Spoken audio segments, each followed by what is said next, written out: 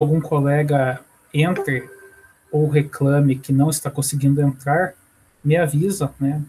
Que realmente, eu não vou conseguir visualizar aqui o chat enquanto eu estiver apresentando. Aí, por gentileza, alguém abre o microfone e fala que determinado aluno está tentando entrar na sala. Porque eu começo a apresentação aí some para mim, tá bom? Vamos lá. Então, mais uma vez agradeço aí todo o empenho de vocês durante esse bimestre todo. E hoje nós vamos falar de um assunto muito importante. Está aparecendo para vocês aí, mandado de injunção? Sim. Beleza. Então, pessoal, o mandado de injunção, né, ele entra lá nos remédios constitucionais. Até acredito que vocês já devem ter estudado ele previamente, quando vocês estudaram habeas corpus, habeas datas, todos os remédios constitucionais na disciplina anterior a essa.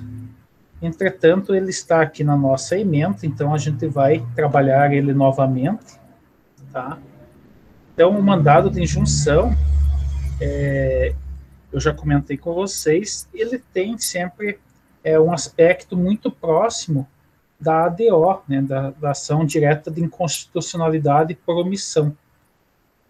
Só que a gente vai ver que aqui há algumas diferenças, né? Então, o mandado de injunção ele é propriamente doutrinariamente classificado como remédio constitucional, né? Então ele vai estar lá junto com o habeas corpus, habeas datas, mandado de segurança, tudo aquilo que vocês já viram, porque justamente vocês vão perceber que o mandado de injunção ele pode ser impetrado por qualquer advogado, né?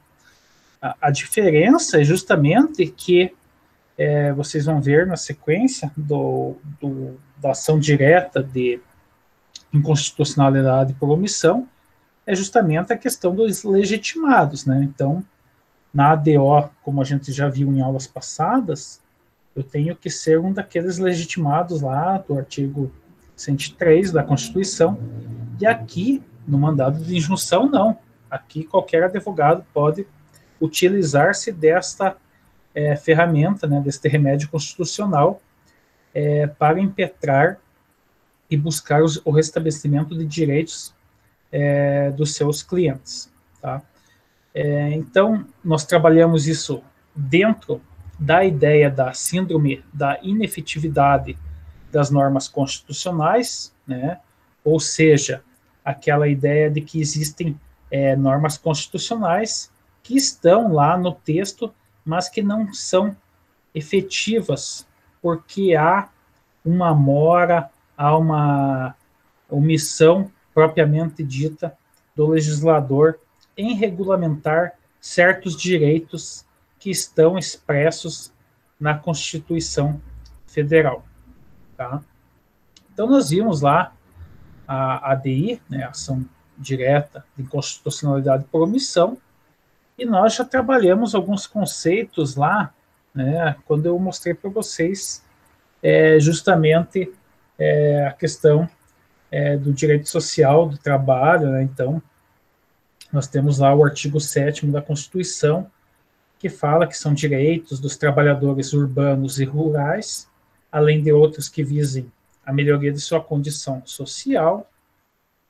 Inciso 23, o adicional de remuneração para as atividades penosas, insalubres ou perigosas na forma da lei.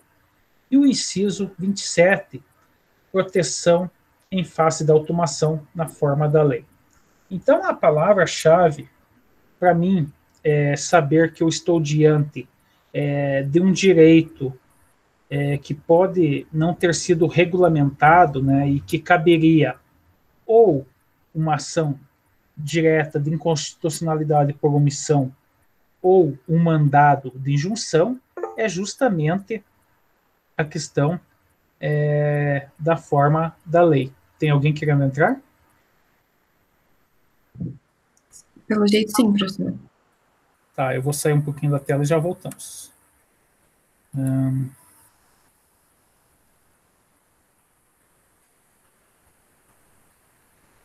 Indina entrou.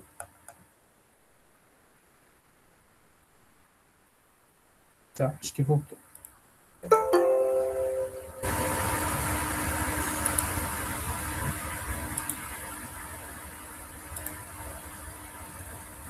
Agora entrou um monte de gente. Vamos lotar hoje. Vai chegando próximo da prova, a audiência vai aumentando. Tá, voltando então aqui, pessoal. Então, nós vimos dentro desses direitos trabalhistas que esse aspecto do texto constitucional, quando ele fala em na forma da lei, ele está dizendo que precisa de uma regulamentação, ou seja, eu preciso de uma lei infraconstitucional onde o legislador, né, onde o Congresso Nacional regulamenta e detalhe todas essas questões, né? Então, a questão dos adicionais de insalubridade, de periculosidade, né? Porque ele diz aqui, na forma da lei, ou seja, não basta eu ter esse direito constitucionalmente garantido,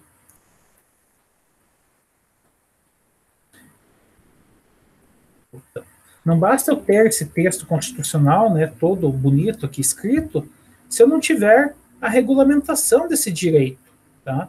Da mesma forma, essa ideia de proteção do trabalhador diante da automação industrial, né? Então, essa ideia de preservação do trabalho diante da complexa modernização que vai ocorrendo nas fábricas. Então, quando tem essa expressão na forma da lei, vocês automaticamente têm que saber, olha, a Constituição está garantindo um direito, mas eu tenho que buscar a legislação infraconstitucional para mim entender como que isso foi regulamentado efetivamente, né? Não bastando só estar aqui expresso na Constituição, mas precisando dessa lei regulamentadora. E aí que está o problema, porque muitas desses princípios e dessas garantias que o Constituinte colocou lá em 88 ainda não foram regulamentadas, né? Então, muitas vezes vai ter esse problema, né? Dessa omissão legislativa. E aí eu tenho as duas possibilidades diante dessa omissão de regulamentação legislativa. Tá? Então, uma delas, evidentemente, a gente já estudou, né, diante das normas constitucionais que não foram regulamentadas, né, por leis infraconstitucionais, nós temos dois caminhos a seguir. Né? A primeira desses caminhos é a ação direta de inconstitucionalidade por omissão, a ADO. Né? Quem não lembrar de ADO, depois vai no canal lá, tem uma aula só sobre ADO, sobre ação direta de inconstitucionalidade por omissão, tá? E o segundo caminho é o mandado de injunção. Tá, mas qual que é a diferença? A diferença é que a DO é para o nosso controle concentrado, pessoal. Então, controle concentrado de constitucionalidade, ele é limitado àqueles legitimados lá da Constituição, né? Então, aquelas 9 entidades, né? Então, presidente da República, governador, o Congresso Nacional, a mesa do Senado, mesa do Senado, mesa da Câmara, mesa da Assembleia, o presidente da República, governador dos estados, procurador-geral da República, Conselho Federal da OAB, Sindicato Nacional ou de profissão regulamentada e partido político com representação no Congresso Nacional. Viu como funciona o meu método de memorização lá? Não tem erro. Então, pessoal, esses 9 legitimados são os únicos que podem entrar com ADO. Por quê? Porque eles vão fazer o controle concentrado e vão chegar diante do Supremo Tribunal Federal falando da lei em abstrato, ou seja, não tem um caso concreto. Agora, se vocês, quando forem advogar, né, se depararem com a situação de um cliente de vocês, aí vocês vão lá está lá uma situação, né, tem um princípio, tem um direito, uma garantia individual estabelecida na Constituição Federal. Aí vocês vão buscar a lei, né, na forma da lei, vão buscar a lei regulamentadora. A lei regulamentadora, ela não existe, ou a lei é incompleta, ela regulamentou de uma forma que não tratou determinado aspecto. Você já tem um caminho para seguir. Como você não é um dos 9 legitimados, né, você vai ter que utilizar do quê?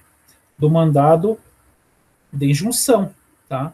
E o mandado de injunção, aí não é controle concentrado, é o controle difuso ou concreto, onde eu tenho um caso concreto, onde eu tenho partes, e aí vocês vão poder atuar. Então percebam que, quando a gente fala dessa questão da omissão legislativa, eu tenho 2 caminhos a seguir, né? Se eu quero trabalhar o texto legal sem uma parte propriamente dita, eu vou pela ADO, né? Mas eu tenho que ser um dos 9 legitimados. Agora vocês, enquanto advogados, né, vão poder utilizar o mandado de injunção.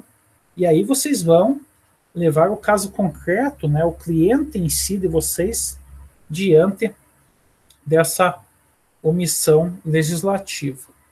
Eu acho que tem mais gente querendo entrar, só um minutinho, pessoal.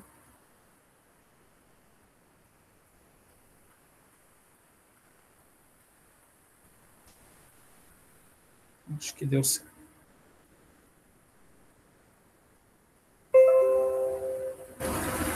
Voltou a imagem para vocês? Sim. Beleza. Acho que deu para entender bem a diferença. Alguma pergunta até aqui? De minha parte, não. Então, vamos seguir. O Paulo é o representante, né? Então, vamos seguir o baile aí. Quem tiver dúvida, pode perguntar. Bom, aí nós temos essa previsão, né, do mandado de injunção, né? Então, vocês devem estar carecas de saber o artigo 5º, né? Tem todo o caput aqui que eu não vou ler, né? Mas eu vou ler aqui para vocês o nosso objeto, o inciso 71, né? Conceder-se-á mandado de injunção sempre que a falta de norma regulamentadora torne inviável o exercício dos direitos e liberdades constitucionais e das prerrogativas inerentes à nacionalidade, à soberania e à cidadania. Então percebam que há um leque enorme aqui para a atuação de vocês em relação ao mandado de injunção, tá? Então percebam que ele acaba dando um conceito bem amplo aqui, porque questões de nacionalidade, soberania e principalmente cidadania, né, dentro da ideia da subjetividade, vocês podem enquadrar muitos aspectos, né, porque a cidadania, o exercício, né, de ser cidadão, ele é muito amplo, né? Então percebam que muito além da questão normativa, essa questão principiológica, né, constatado um direito constitucional e que não há uma lei regulamentando aquilo lá, vocês podem, né, ir até o Supremo e provocar, né?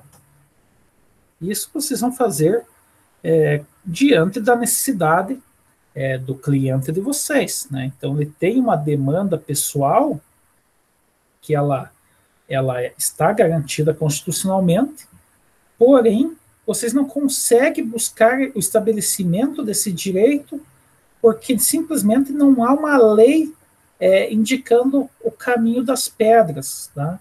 Então vocês têm que provocar o Supremo Tribunal Federal neste caso. E aí, pessoal, um exemplo clássico também é o artigo 37, o inciso 7 da Constituição, tá?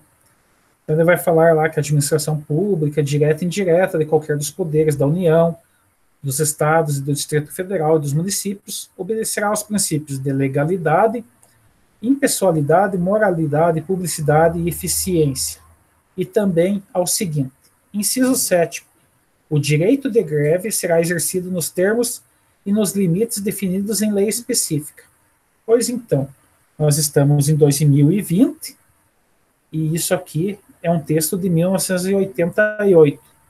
Passado 32 anos, o serviço público ainda não tem uma lei de greve regulamentando a questão da greve do servidor público, né?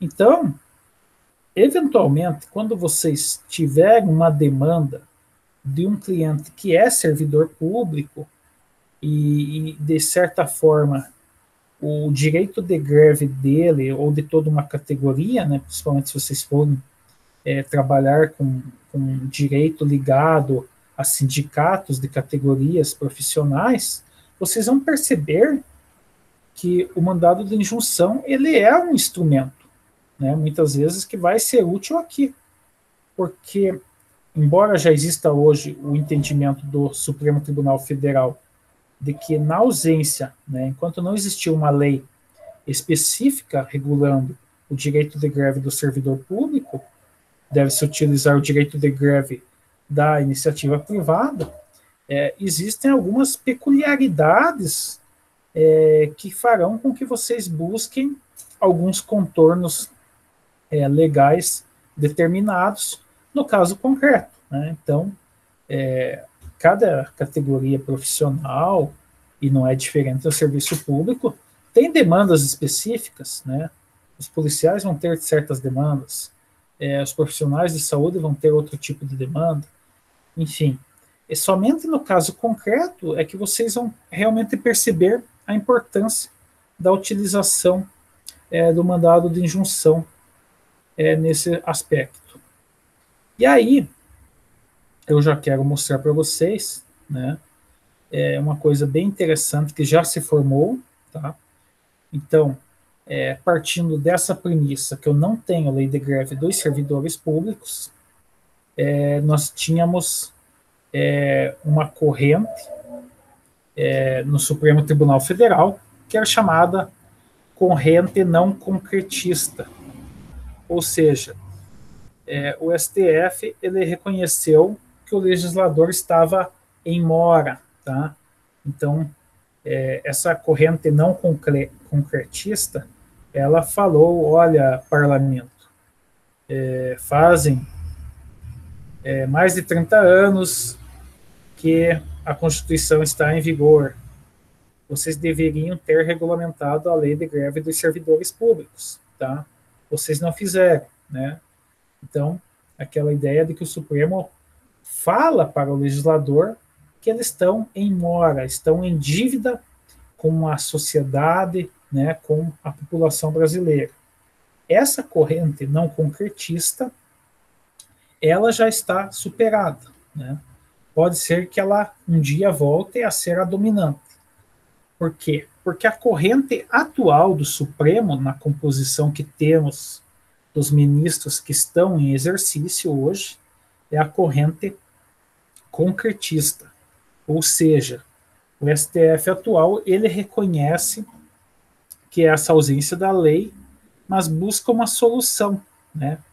Então, por isso que é concretista, porque ele vai na ideia do caso concreto em resolver o problema, né? E me parece que nós tivemos uma evolução aqui, porque quando o STF anteriormente adotava a corrente não concretista, ele simplesmente notificava lá a mesa do Senado, a mesa da Câmara Federal e dizia, olha, eu preciso de é necessário uma lei regulamentadora sobre determinado assunto, né? Porque não sou eu, Supremo, que estou dizendo, mas é a Constituição, né? O Constituinte originário de 1988 falou que deveria existir uma lei infraconstitucional regulamentando os aspectos X, Y e Z de determinado assunto, né? E parava aí. Aí o Supremo simplesmente né, dizia o que tinha que ser feito, mas, como a gente já conversou em aulas anteriores, devido ao princípio da separação dos poderes, o Supremo não poderia lá obrigar o poder legislativo a legislar, né, mesmo sendo reconhecidamente aquilo uma necessidade, né? E aí, com a corrente concretista, o que o Supremo faz agora? Ele reconhece o problema, né, notifica lá o Congresso Nacional, a mesa do Senado, a mesa da Câmara Federal, mas ele já busca dar uma solução ainda que provisória para aquele problema, né, para que as pessoas que vão até o Supremo saiam com uma decisão mínima para seguir a vida, né, porque se deixar tudo na mão do legislativo, a gente, em tese, né, a gente trava o país e o direito se torna algo de pouca aplicabilidade, tá? E aí, isso daí vai gerar o efeito erga omnes, né, que a gente já falou várias vezes, e há uma implicação do erga omnes que ele vai ser aplicado para todas as pessoas.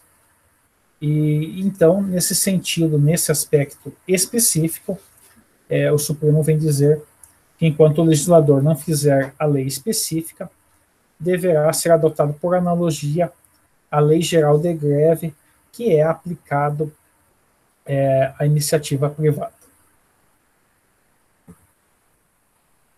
Deixa eu ver se mais gente querendo entrar.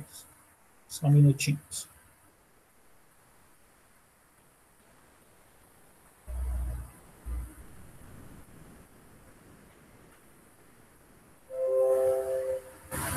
Voltando. E aí,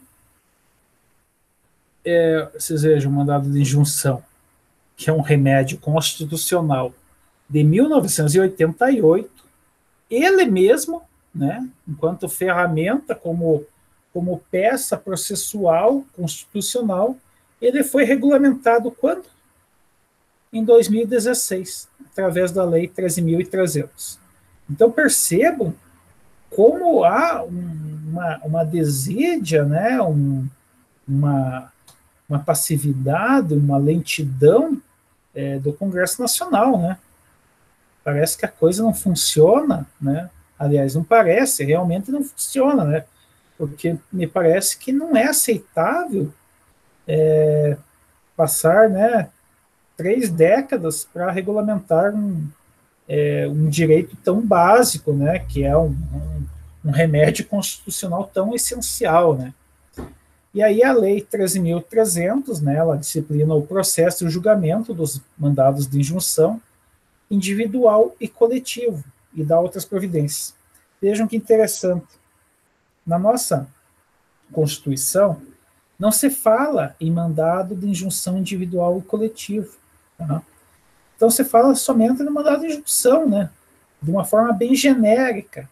E aí isso se gerou algumas discussões doutrinárias, e aí a doutrina ela foi se consolidando no sentido de que o mandado de injunção ele não era apenas individual, ou seja, não existia apenas para aquela clientela de uma pessoa determinada, mas ele poderia ser coletivo, né? E percebam que isso se fortalece justamente com a atuação e expansão do Ministério Público a tratar os chamados direitos, interesses difusos e coletivos, né? Então, toda a questão da preservação ambiental, todos esses bens jurídicos protegidos que pertencem a uma coletividade onde eu não consigo necessariamente atribuir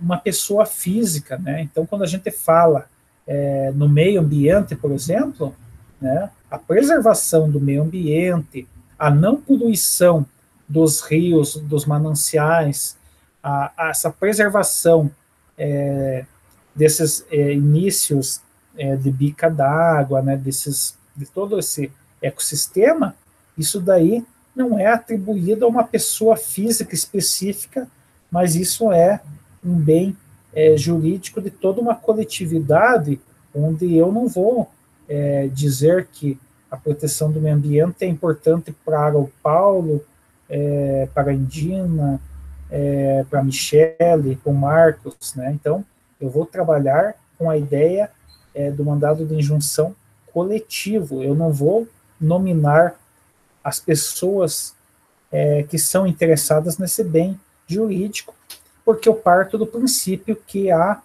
um leque amplo de pessoas, né? Quando eu trabalho essa ideia de coletividade, né, eu não estou limitando, mas eu estou abrangendo a toda a sociedade em si. E aí, dentro da nossa lei 13.300, nós vamos ter, né, o artigo 2º, que diz que conceder-se-á o mandado de injunção sempre que a falta total ou parcial de norma regulamentadora torne inviável o exercício dos direitos e liberdades constitucionais e das prerrogativas inerentes à nacionalidade, à soberania e à cidadania, né? Percebam que aqui, na regulamentação da lei, ele importa justamente os conceitos e a principiologia que o Constituinte já colocou lá em 88, né? Então, mas aqui é a regulamentação, né? Então, vocês vão ver, depois, quem tiver curiosidade, pode ler a lei, ela é bem curtinha, né? Então, vocês podem ler ela na íntegra, ela não é uma lei longa, mas aqui eu trouxe os aspectos mais importantes para a prática, para o entendimento de vocês no exercício e na finalidade do mandado de injunção. Seguindo, no artigo 3º da lei 13.300, vai dizer que são legitimados para o mandado de injunção como impetrantes as pessoas naturais ou jurídicas que se afirmam titulares dos direitos, das liberdades ou das prerrogativas referidas no artigo 2º, tá? Nacionalidade, soberania e cidadania. E como impetrado o poder, o órgão ou a autoridade com atribuição para editar a norma regulamentadora, tá? Então, assim, vejam que interessante. Eu reconheço aqui na regulamentação do mandado de injunção que também não precisa ser só a pessoa física, né, mas uma pessoa jurídica que tem interesse na situação, ela pode provocar, né, o judiciário para que aquele poder legislativo, né, edite a norma regulamentadora, né? E também, vejam, essa norma, às vezes é uma norma que precisa de uma norma do próprio Poder Executivo, né? Então, vamos lembrar que, dentro daqueles conceitos de norma em branco, né, nós temos lá, quando eu me lembro da norma penal em branco, que regulamenta a questão das drogas, né, o que vai me definir quais substâncias entorpecentes são classificadas como drogas, né, ilícitas, é justamente a portaria da Anvisa, né? Então, muitas vezes, trazendo esses conceitos agora aqui para o direito constitucional, se houver, né, essa omissão, e essa omissão ela decorre da ausência de uma portaria, de uma agência reguladora, de um órgão executivo de trânsito, enfim, se for um órgão do executivo, né, também poderá ser impetrado em relação a esse órgão. Então, o mandado de injunção, ele não vai se limitar a só, digamos assim, a provocar o parlamento, mas pode, na verdade, provocar também o poder executivo, dentro dessa ideia de que algumas normativas elas devem decorrer do executivo. Seguindo. Então, dentro desse conceito do artigo 3º, né, é importante que vocês tenham bem claro que o sujeito ativo, né, o cliente de vocês, pode ser uma pessoa física ou uma pessoa jurídica, né, para impetrar o mandado de injunção através do peticionamento de vocês enquanto advogados, tá? E aí, o direcionamento aqui, né, do sujeito passivo, se for, evidentemente, uma lei federal, né, quem que vai ser a autoridade que eu vou impetrar, né, contra quem? Se for a necessidade, né, como eu falei, de um ato do presidente da República, né, um sancionamento da lei, né, vamos imaginar que uma lei ela já tenha sido discutida e há algum problema lá com o presidente da República que ele não quer sancionar, enfim, ou essa própria questão dos órgãos subordinados, né, à presidência da República, como eu falei, né, normas até abaixo, né, da cadeia de comando dele, e que não são feitas a regulamentação, e aí também o Congresso Nacional, se for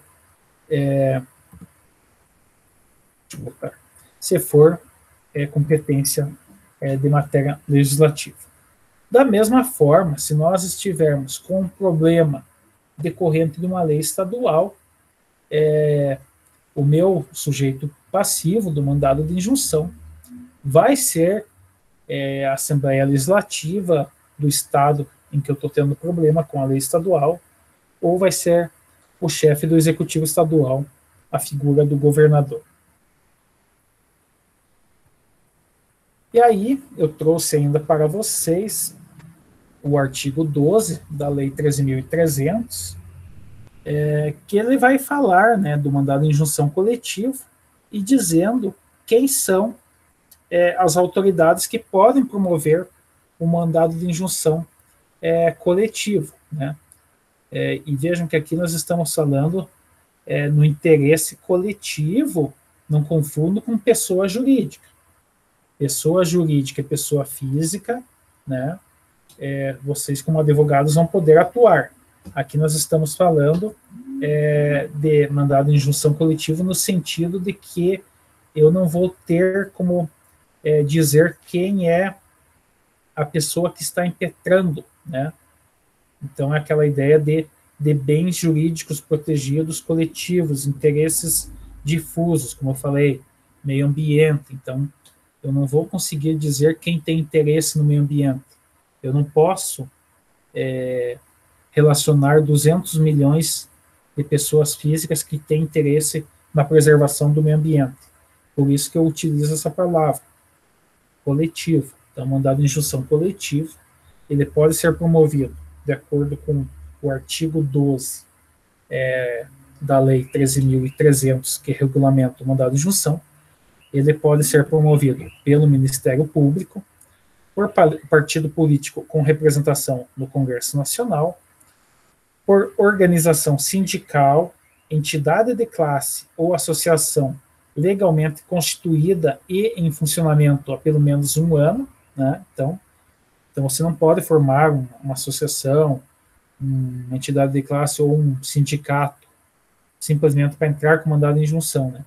Você tem que já ter essa organização, essa entidade formada, né, constituída há pelo menos um ano, né, para que não haja um desvio de finalidade também, né?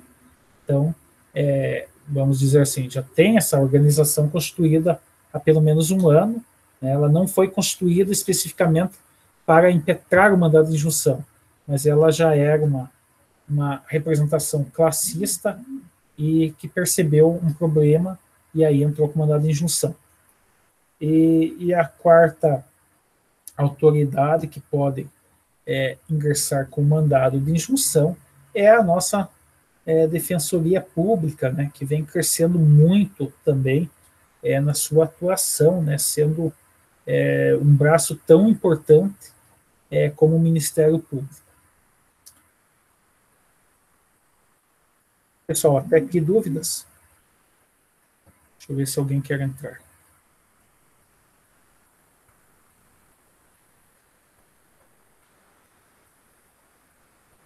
Tá bem tranquilo? Todos deu para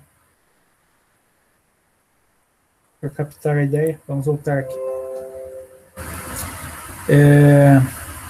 Voltando então, pessoal. Então, a questão da competência propriamente dita do mandado de injunção vai depender da questão de quem deveria regulamentar aquela matéria, né? Então, nós vamos ter lá na Constituição Federal, no artigo 102, tá? O seguinte texto: compete ao Supremo Tribunal Federal, principalmente, a guarda da Constituição, cabendo-lhe, inciso 1, processar e julgar originariamente, letra Q, o mandado de injunção, quando a elaboração da norma regulamentadora for atribuição do Presidente da República, do Congresso Nacional, da Câmara dos Deputados, do Senado Federal, das mesas de uma dessas casas legislativas, do Tribunal de Contas da União, de um dos tribunais superiores ou do próprio Supremo Tribunal Federal. Então percebam que eu vou entrar com mandado de injunção diretamente no STF somente quando essa omissão em regulamentar determinado direito for decorrente da falta de atitude de uma dessas autoridades, né? Então, o presidente, né, o Congresso Nacional, seja a Câmara ou Senado, tá? o TCU e os tribunais superiores e o próprio Supremo Tribunal Federal. Tá? Então, tribunais superiores, STF, STJ, TST, né, Tribunal Superior do Trabalho, Superior Tribunal Militar, STM. Então, tudo aquilo que tiver caráter de tribunal superior, né, e alguma norma desse tribunal em específico não foi regulamentado e vocês verificaram que cabe o mandado de injunção, vai ser julgado pelo STF. Inclusive, a própria omissão do STF, tá? Tá expressamente aqui, tá bem tranquilo. Aí, seguindo a competência, nós vamos ter o artigo 105, que vai dizer que compete ao Superior Tribunal de Justiça processar e julgar originariamente o mandado de injunção quando a elaboração da norma regulamentadora for atribuição de órgão, entidade ou autoridade federal da administração direta ou indireta, excetuados os casos de competência do STF e dos órgãos da Justiça Militar, da Justiça Eleitoral, da Justiça do Trabalho e da Justiça Federal. Então, perceba, as principais autoridades, né, elas vão lá ser julgadas no STF. Aí, vamos dizer assim, resumidamente, o segundo escalão das autoridades vai ser julgado no STJ, né? Então, percebam aqui, administração direta ou indireta, tá? STJ. Aí, vai ter os problemas das exceções, né? Então, quando houver competências muito específicas, né, do STF, Justiça Militar, Justiça Eleitoral, Justiça do Trabalho e Justiça Federal, também será afastado o STJ, e aí vai ser julgado por esses outros tribunais superiores, tá? Mas a regra é que o primeiro escalão é STF, como eu mostrei para vocês, e o segundo escalão, né?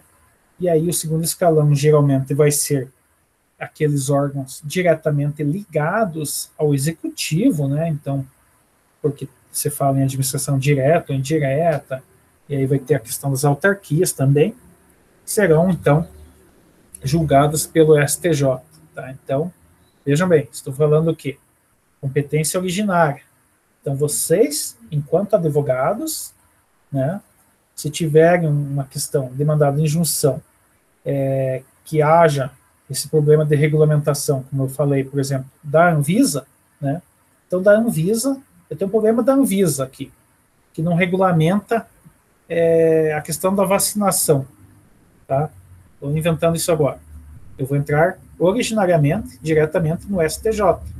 Se eu tenho um problema de regulamentação da Anvisa, da Ancine, da Anatel, do DENIT, da Polícia Federal, né, uma regulamentação de porte de armas, né, eu não vou ingressar lá no STF, né, porque a Polícia Federal, né, é a administração direta, né, não é o primeiro escalão, é o segundo escalão, tá?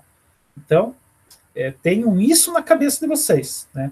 Primeiro escalão, mandado de injunção. Primeiro escalão, STF, né, que é o Poder Legislativo, Poder Executivo, Tribunal de Contas, tá? Então, primeiro escalão, STF. Segundo escalão, STJ. E aí, se a questão for muito específica, né, questões de direito militar, direito eleitoral, direito do trabalho, né, obviamente, eu não entrarei no STJ, mas nessas justiças que são voltadas de forma especial para o caso. Evidentemente que vai ter questões que você vai ficar na dúvida, né?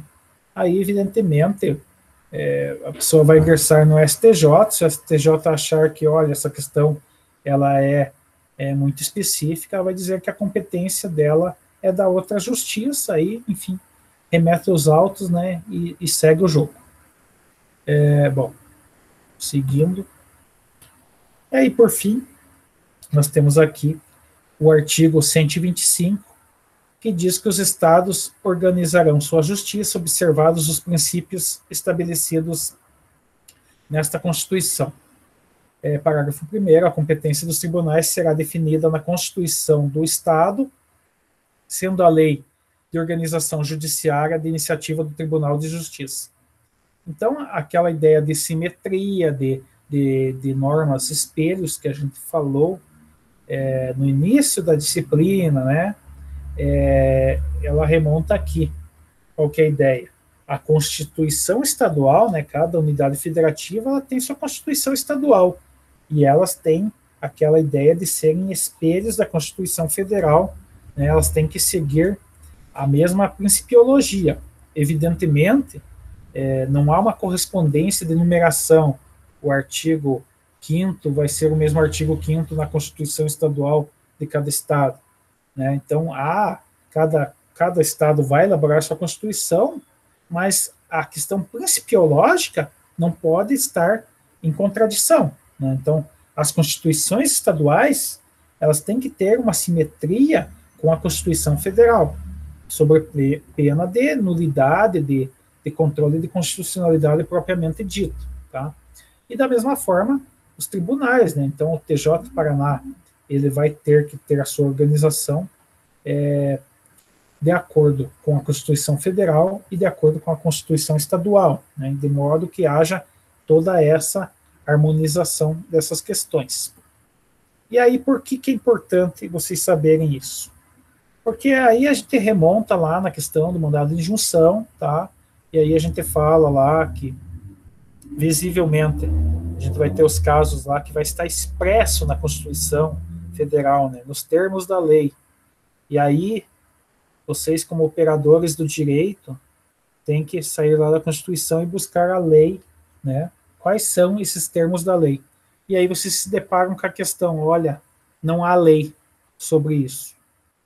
Não foi feita ainda uma lei regulamentando tal direito ou garantia constitucional. Ah, tá. Então eu tenho que entrar com mandado de injunção ou com uma ADO, tá? Ah, mas eu sou advogado, eu não sou legitimado para ADO. Ah, então eu só tenho mandado de injunção, tá? Meu cliente precisa. Então, ok, fechou os requisitos. O que pode ocorrer também? Pode existir a lei regulamentadora. Só que muitas vezes vocês vão ver, né, e isso é muito comum, porque às vezes a lei regulamentadora ela tem um texto que cabe uma interpretação dúbia, né, ou ela tem um texto já superado, porque percebam que a tecnologia, as relações do trabalho, todos os direitos estão evoluindo de uma forma muito rápida. Então, muitas vezes, talvez uma lei ela não te dê todos os contornos daquele direito que vocês estão buscando para o cliente de vocês. E aí nós vamos ter também o problema aqui, né, evidentemente, da Constituição Estadual. Né? Então, nós falamos lá, de forma genérica, do direito de greve. Né? Então, não existe uma lei federal. E aí, como que fica? O servidor público estadual, ele tem direito de greve? E aí, o que, que eu posso me deparar? Eu posso me deparar que, de repente, eu não tenho uma lei federal dizendo sobre o direito de greve do servidor público estadual, mas, de repente, no estado do Piauí, lá o servidor público estadual ele tem uma lei estadual regulamentando o direito de greve do Piauí. Né? E pode ser que outro estado não tenha. Tá? Aí o que, que ocorre? Eu vou ter que buscar, dentro dessa ideia, se há uma regulamentação na legislação estadual. Porque, vejam, as normas federais elas vão se aplicar, né, em geral, a toda a população, a todos os estados. Mas quando eu me deparo com uma categoria específica de um servidor público estadual, eu tenho que buscar se existe uma lei, né, lógico, eu tenho que ver se existe a lei federal, né, sobre aquele assunto da greve, né, uma lei geral, e eu tenho que buscar também a questão específica, né, porque eu posso ter a lei federal geral da greve, mas eu tenho que ver se no âmbito estadual eu tenho mais alguma normativa que regulamenta especificamente para aquele servidor estadual. Tá? Então, vamos imaginar o Detran, né, Paraná, servidor estadual entra em greve. Né? E aí, por ele ser servidor estadual, eu vou poder entrar com meu mandado de junção no TJ Paraná. Desculpa. Então, eu posso seguir esse caminho, né? Porque esse caminho vai me possibilitar, né? E aqui está o pulo do gato, evidentemente, alguma negativa aqui no TJ Paraná, eu vou poder subir para outras instâncias, né? Então, aqui é uma questão até de inteligência, né? Embora eu pudesse também pegar, né, nada me impeça que eu vá direto lá buscar um direito, né, no STJ, mas me parece mais interessante que primeiro se busque, através de uma lei de junção, no TJ Paraná, né, até porque se há uma omissão, né, do governador ou da Assembleia Estadual, é mais legítimo que se ataque diretamente nessa instância. E aí, evidentemente, a nossa disciplina aqui, ela é mais no sentido da teoria, até porque vocês terão prática processual constitucional no último período, mas desde logo aqui, a base para vocês impetrarem um mandado de junção, vocês podem utilizar, né, os requisitos da petição inicial lá do novo Código de Processo Civil, né, que não é mais novo, porque é de 2015, né, então já não precisamos mais chamar de novo código, ele já está na corrente sanguínea de todos. Né, então, o Código de Processo Civil atual, no artigo 319, ele vai apresentar os requisitos da petição inicial, né, a nossa Lei 13.105 de 2015. E aí é só vocês seguirem mais ou menos essa ideia. E aí, era isso que nós tínhamos para hoje, pessoal. E agora, vou parar a apresentação. E eu quero ouvi-los. Deixa eu ver aqui no chat. Indina e Tainá estão aguardando. Acho que já entraram, né? Indina e Tainá estão aí? Sim. Beleza. Vamos lá, meu povo. Dúvidas? Meu sonho é que um dia eu abra aqui esse Google Meet e todas as bolinhas estejam com a câmera ligada. Mas isso é só sonho, né? Então, meu sonho maior é que a Covid passe. Tudo bem, a senhora eu já vi desde o início está com a câmera ligada. Vamos lá, pessoal. Não é possível que ninguém tenha dúvidas. Vai, Marcos. Faça uma pergunta, Marcos. Se ninguém tiver dúvidas, a gente vai para aquela coisa que vocês não gostam, encerrar a aula e descansar. Eu não tenho dúvida. Então, assim, Gostei mais do mandado de edição, porque parece que tá mais no da gente, né? Mas assim... Que não é elegível lá pelo aquele povo lá de cima. Isso daí é uma ferramenta importantíssima, né? E quem sabe usar isso daí, o cara ganha umas ações assim que você vai falar com um advogado mais antigo que só trabalha em direito civil ou penal ou trabalhista, o cara nem sabe como é que faz, entendeu? Então, cada vez mais, eu falo para vocês, se vocês querem ser bons operadores do direito, cada vez mais vocês têm que estar com o direito constitucional na ponta da língua, né? Principalmente direito penal. Os melhores advogados criminalistas hoje são aqueles que dominam o direito constitucional, né? Porque nós estamos, né, cada vez mais com a força que está se tendo na defesa do garantismo penal, cada vez mais você tem que saber trabalhar com direito constitucional para que você consiga amoldar a questão do processo penal.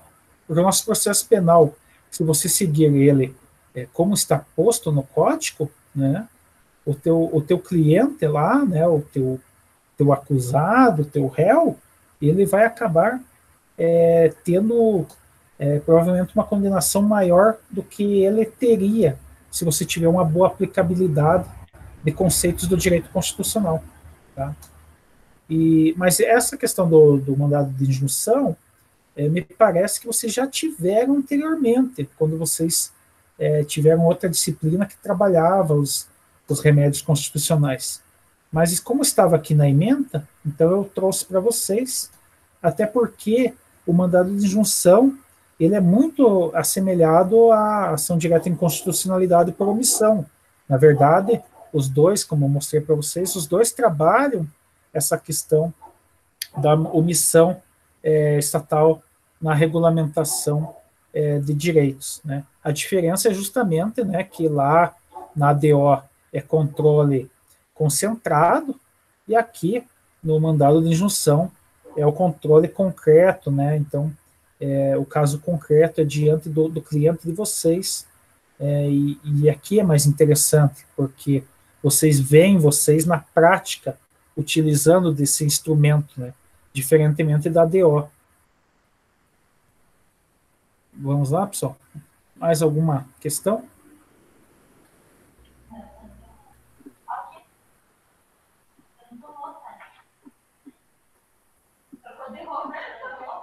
Joguei ele no chat, eu preciso só uma curiosidade, eu fiquei, por causa desse nome estranho, né? Mandado injunção, falei, pô, injunção, que quer dizer um nome da mãe desse, que confunde a gente. Se tivessem pego lá qualquer outro dos sinônimos, ficava bem mais fácil da gente fazer uma associação, né? Mandado de obrigação, determinação, ordem, imposição, eles escolheram o nome mais difícil que tinha dentro da sequência que podia ser. Mas é essa a ideia, né? De você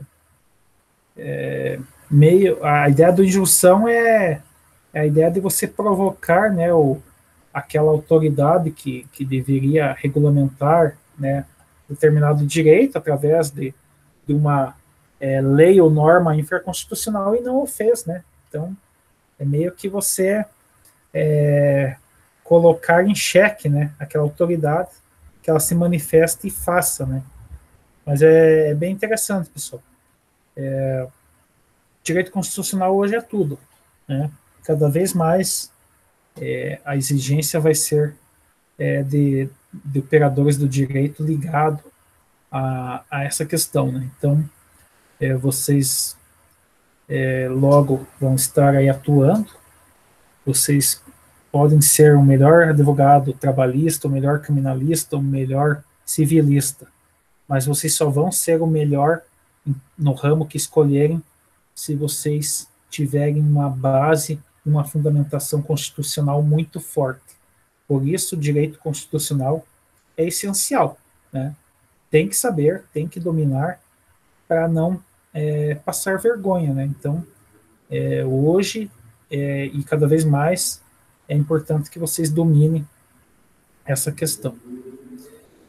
Então, se não tem mais dúvidas, nem a Michelle quer perguntar nada hoje, sinal que a aula foi boa. Então, pessoal, eu vou terminar aqui a gravação e daí a gente vai conversar bem rapidinho algumas coisas aí e daí a gente já termina a aula.